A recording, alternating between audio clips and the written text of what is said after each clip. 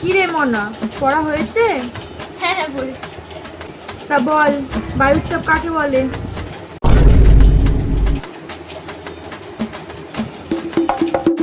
ওটা ইম্পর্টেন্ট না মা।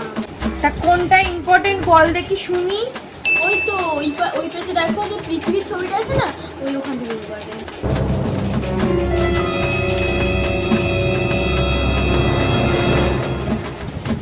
তা বল, ব্যারোমিটার ও আবহাওয়ার পূর্বাভাসটা বল দেখি।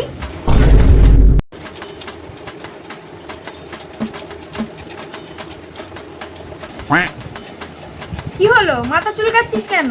ভুলে গেলি? না না না, ভুলিনি। ওই ওই ওই ফার্স্টের ওয়ার্ডটুকু একটুখানি বলো, তারপর থেকে আমি বলে দিচ্ছি। বায়ুমণ্ডলের চাপ মাপার